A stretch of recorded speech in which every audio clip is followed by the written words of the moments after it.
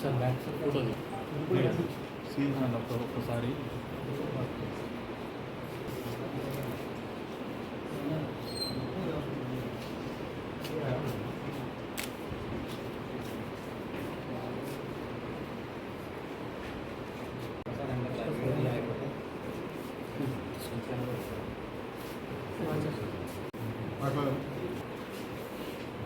అందరికీ నమస్కారం. ఇది బేసికలీ మనకి ఒకటి చాలా దారుణం ఇన్సిడెంట్ రిపోర్ట్ అయింది. దాంట్లో చీవిమల పోలీస్ స్టేషన్లో ఒకటి క్రైమ్ రిజిస్టర్ అయింది 178/24. ఇందులో బేసికలీ సెక్షన్స్ 498A, 304 Part 2, 314 ఇవి ఐపీసీ కింద. అట్లాగే medical termination of pregnancy MTP act అంటారు. దాంట్లో సెక్షన్ 5 సబ్క్లాస్ 2 అండ్ సబ్క్లాస్ 3 అవి. అట్లాగే pre conception and pre natal diagnostics act అని పీసీపీఎన్డిటీ యాక్ట్ అంటారు. దాంట్లో సెక్షన్ 23 సబ్క్లాస్ 1 and 3 ఇవన్నీ చట్టాల కింద అది కేసు నమోదైంది. సో బేసికలీగా ఇది ఇందులో డీటెయిల్స్ ఏమున్నాయి అంటే ఇందులో ఎవరైతే కంప్లైనెంట్ ఉన్నారో ఆయన పాపకి ఇంతకుముందు ఈ కేసులో అక్యూజ్ ఎవరైతే ఏవన్ ఉన్నాడు హరి సింగ్ అని ఆయనతోటి పెళ్ళి చేశారు 2019లోని. సో ఆ పెళ్ళి తర్వాత వాళ్ళకి 2 పాపాలు పుట్టారు, ఒక 4 years, ఒక 2.5 years. తర్వాత అమ్మాయి 3rd time ప్రెగ్నెంట్ అయింది. సో అప్పుడు రిలేటివ్స్ ద్వారా బాగా ప్రెషర్ పెట్టడం జరిగింది. అట్లానే హస్బెండ్ ద్వారా కూడా చాలా ప్రెషర్ పెట్టడం జరిగింది. బట్ ఆల్రెడీ 2 పాపాలు ఉన్నారు, 3వది ఖచ్చితంగా బాబు కావాలని. సో అట్లాగే ఆమెకి బెదిరియడం రకరకాలుగా దట్ వేరే పెళ్ళి చేస్తాము, అబ్బాయికి వేరే పెళ్ళి చేసుకుంటాము, ఖచ్చితంగా బాబు కావాలని అట్లా వాళ్ళు ప్రెషర్ పెట్టిన తర్వాత వాళ్ళు సెక్స్ డిటర్మినేషన్కి ఎక్కడెక్కడ వాళ్ళు తిరగడం స్టార్ట్ చేశారు. తర్వాత మన జిల్లాలో కోడాడ్లో విజయ హాస్పిటల్ అనేది ఉంది. సో విజయ హాస్పిటల్కి వచ్చి వాళ్ళు ఇంతకుముందు 7 నెలలని సెక్స్ డిటర్మినేషన్ చేయించుకున్నారు. సెక్స్ డిటర్మినేషన్లో అది మళ్ళీ 3rd time కూడా అది ఫీమేల్ ఫీటసే ఉన్నట్టు అట్లా నిర్ధారణ చేశారు వాళ్ళు. సో ఆ నిర్ధారణ అయిన తర్వాత వాళ్ళు ఇది ఖచ్చితంగా అది అబార్షన్ చేయించుకోవాలని అట్లా వాళ్ళు ప్లాన్ చేశారు. సో ఆ ప్లానింగ్లోని వాళ్ళు మన దగ్గర 24th June నాడు హుజూర్ నగర్లోని కమలా హాస్పిటల్కి వచ్చారు. అక్కడ వేరే ఎవరో మధ్యవర్తి ద్వారా వాళ్ళు అక్కడ మాట్లాడుకున్నారు దట్ ఇట్లా ఫీమేల్ ఫీటస్ ఉంది, అది దానికి అబార్షన్ చేసుకోవాలని. సో కమలా హాస్పిటల్కి వచ్చిన తర్వాత అక్కడ డాక్టర్ని కూడా అక్కడ పిలవలేదు. సో అక్కడ ఎవరైతే మేనేజర్ ఉన్నాడో మేనేజర్ పక్క హాస్పిటల్లో పనిచేసే ఒక నర్స్ ద్వారా కొన్ని ట్యాబ్లెట్స్ అది ఇప్పించారు. సో ట్యాబ్లెట్స్ ద్వారా అది ఇప్పించిన తర్వాత అది ఆమె కండిషన్ చాలా సీరియస్ అయింది. ఎందుకంటే ఆమెది చాలా అడ్వాన్స్డ్ ప్రెగ్నెన్సీ ఉండే, ఆల్రెడీ 7th month నడుస్తుండే. సో అప్పుడు యాక్చువల్గా అది అబార్షన్ 80% కూడా చేయకూడదు. మనకి ఇది ఎఫ్టీపీ యాక్ట్లో కూడా గైడ్లైన్స్ ఉన్నాయి దట్ 20 weeks తర్వాత 80% అబార్షన్ చేయకూడదు. సో అట్లా ఉన్నా కూడా వాళ్ళు హాస్పిటల్ వాళ్ళు ఆమెకి మెడిసిన్ ఇచ్చి ఆమె కండిషన్ బాగా సీరియస్ అయిపోయింది. సో అక్కడ నుంచి మరి వాళ్ళు వేరే హాస్పిటల్కి తీసుకెళ్ళడానికి వాళ్ళు ప్లాన్ చేశారు. సో అదే భాగంలో మనం కోడాడ్లో అది విజయ హాస్పిటల్ ఇంతకుముందు ఎక్కడైతే ఇది సెక్స్ డిటర్మినేషన్ ఇంతకుముందు చేయించుకున్నారో అక్కడికే తీసుకెళ్లారు.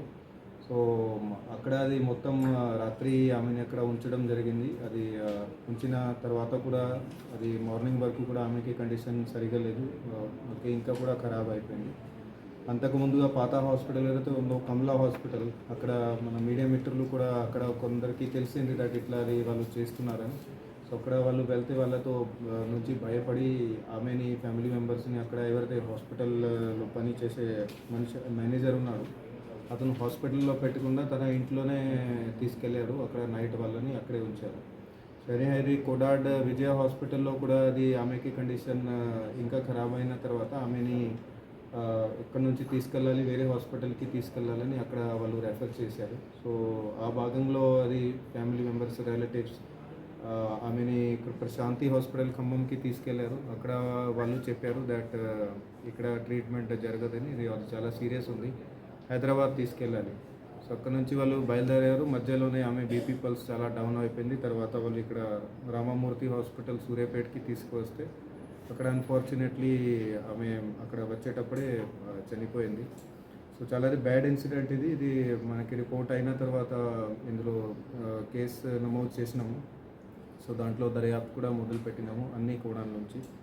సో దీంట్లో బేసికల్గా ఇప్పుడు కొందరిని అక్యూజ్ని పట్టుకోవడం జరిగింది. వాళ్ళ డీటెయిల్స్ చెప్తాను. ఫస్ట్ అక్యూజ్ మన దగ్గర హరి సింగ్ అని ఉన్నాడు. ఆయన ఎవరైతే ఇది లేడీ చనిపోయిందో ఆమెకి హస్బెండ్ అవుతాడు. అట్లాగే సెకండ్ అక్యూజ్ ఎవరైతే ఉన్నాడో ఈయన పేరు ఖమ్మంపతి గురువయ్య. ఈయన అది విజయ హాస్పిటల్ మెయిన్ డాక్టర్గా ఉన్నాడు. ఇతనే బేసికల్గా ఫస్ట్గా సెక్స్ డిటర్మినేషన్ చేశాడు. తర్వాత అది అబార్షన్లో కూడా మొత్తం ఈయన పార్టిసిపేట్ చేసుకున్నాడు. ఈయన ప్రస్తుతానికి అబ్స్కాండింగ్ ఉన్నాడు, మనకి ఇంకా దొరకలేదు.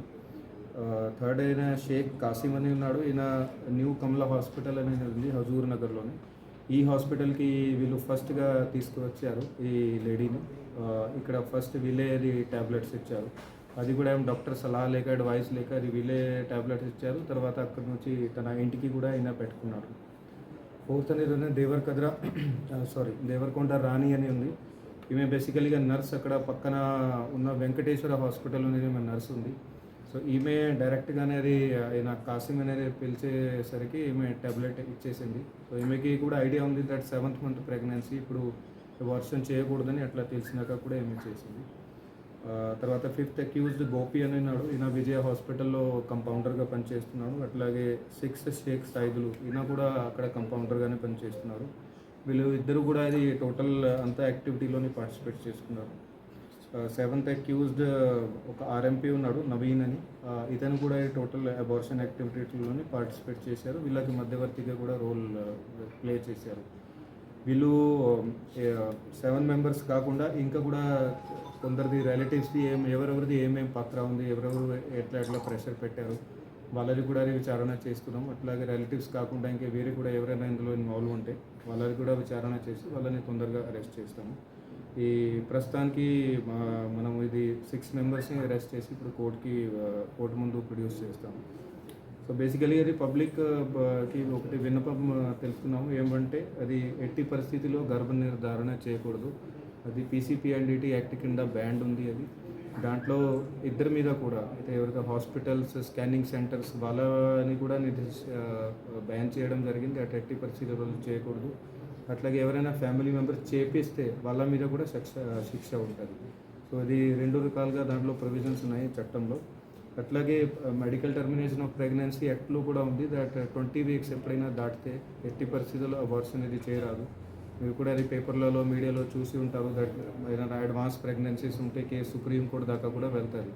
అక్కడ సుప్రీంకోర్టు మరి డైరెక్షన్స్ ఇస్తుంది మెడికల్ బోర్డ్కి కానీ హాస్పిటల్కి కానీ. ఆమె మొత్తం సిచ్యువేషన్ అనలైజ్ చేసుకొని, ఫర్ ఎగ్జాంపుల్ మన దగ్గర రేప్ విక్టిమ్స్ ఎవరైతే ఉంటారో సిచ్యువేషన్ అనలైజ్ చేసిన తర్వాత అంత అయిన తర్వాతనే అప్పుడు సుప్రీంకోర్టు పర్మిషన్ ఇస్తుంది.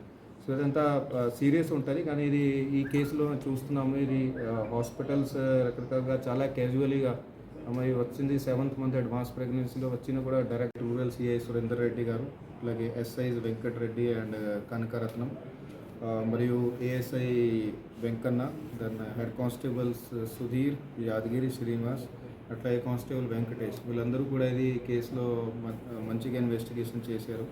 ఇంకా ఇన్వెస్టిగేషన్ పూర్తిగా కాలే, ఎందుకంటే ఇందులో చాలా డీటెయిల్స్ ఇంకా కలెక్ట్ చేసేవి ఉన్నాయి. అవి కూడా అన్నీ కూడా తొందరగానే కంప్లీట్ చేస్తాము.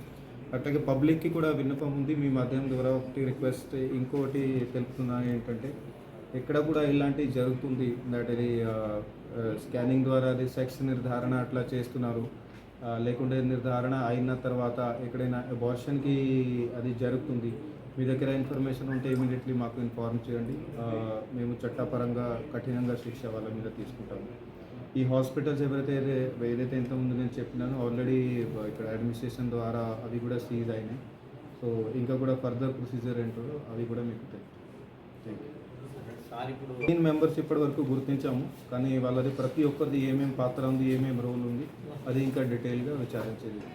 ఇప్పుడు హరిసింగ్ తరపు బంధువుల మీద ఉన్న కేసు అదే వాళ్ళది చెప్తున్నాం. ఇప్పుడు 7 మెంబర్స్ ఇప్పటి వరకు మన దగ్గర లిస్ట్ అయ్యారు. మీరు చెప్పిన 7 members వాళ్ళు బంధువులు ఎవరెవరైతే ఇన్వాల్వ్ ఉన్నారో వాళ్ళది రోల్ ఇంకా పూర్తిగా విచారిస్తున్నాం.